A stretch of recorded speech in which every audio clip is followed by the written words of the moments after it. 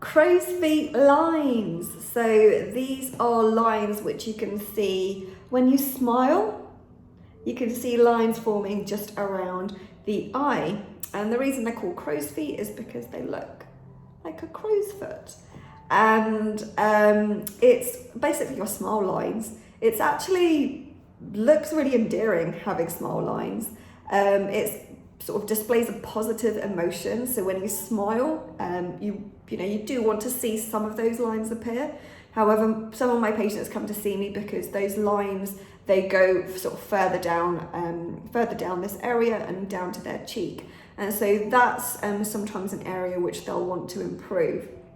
And also they want to prevent those lines being etched into the skin because they don't mind the lines when you can see them when they're smiling. However, when they're relaxed, they don't want to have those lines etched into the skin.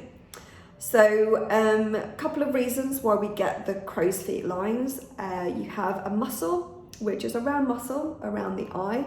And what that does is it forms fine lines around the eye when you smile, when the muscle is active. And another reason why we get the lines is because the eye area is actually where we've got very, very thin skin. And what happens is as we start to lose collagen, the thickness of the skin starts to reduce. And so we start to lose that collagen, start to lose that elasticity of the skin, and we start to see those fine lines creeping up. And so one of the treatment options would be using some Botox. So Botox is a muscle relaxant, and it is delivered just underneath the skin, very, very superficially, because the muscle is actually very close to the surface of the skin around the eye area. And so it's used very superficially into the muscle, and it's used to relax the muscle around the eye. So we don't want to relax the eye muscle completely. That's usually a telltale sign that someone's actually had Botox. What you want to do is moderate the activity of it, not reduce it completely. And that's to be said with all, when Botox is used throughout the whole of the face. You don't want it to limit your expression and give you a frozen look. You want it to look as natural as possible. So you want to maintain some movement, but you want to prevent those lines being etched into the skin. So you want to prevent the crinkling or the creasing of the skin. So Botox is delivered just outside of, just into the muscle, just around the eye. And sometimes you can go slightly lower down around here if you've got lines creeping down. The way that I treat, I do it very, very gradually. So there is specific doses that you can use. However, everyone's slightly different. Everyone's muscle activity is slightly different. And some of my patients have lines going down further. And some of them have got lines going all the way up here. So we want to make sure that the dose is bespoke for that patient. So don't want to relax it completely. And also know that some of those lines around the crow's feet the energy is actually coming from, or potentially coming from, a different muscle. So you've got muscles which attach to the corner of your mouth, which are also responsible for creating those lines around the eye. Unfortunately, we can't treat the muscles which are responsible for the smile. And the reason being is because, it's going to lead to an asymmetric smile, which is not ideal.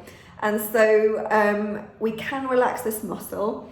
What I also have been recommending for my patients, especially those who have lost some collagen around their eye area, is we can relax it with a bit of Botox to help prevent further lines being etched in, but also we want to redensify the skin, thicken up the skin, strengthen the skin around there to give it more support, because that's what's going to help to really boost the area without it looking unnatural.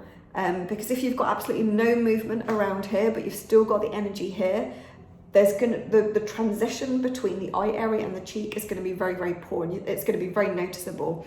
And you get almost like a ledge. So it's like, they smile, but like this is like really, really smooth, but then this is up here, and it just looks really unnatural. And I actually had one of my patients who came to see me, and they've had Botox elsewhere, and she showed me the picture, and she was like, does it look all right? When I had it done before, because it looked a bit weird to me, and it did look a bit, it didn't look natural. And I mean, to maybe a layperson, you might not be able to see it, but with a trained eye, you can see where someone's had Botox done, because it looks unnatural. It looks like there's no movement at all here, but they've still got movement here, and there's not a good transition. So there's a difference between having an okay result and a great result, and you always want a great result. So a few things about relaxing the muscle around the eye or improving the area around the eye.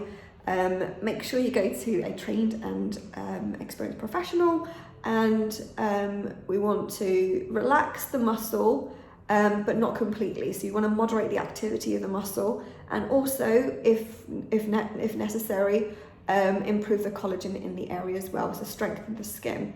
So this can either be done with injectables, or it can be done with medical grade products.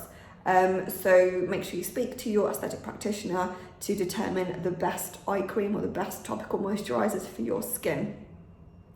So if you've got any further questions regarding the lines that you can see which creep up around the eye, then pop your questions in the message below, and I'll be more than happy to answer them for you. Thank you.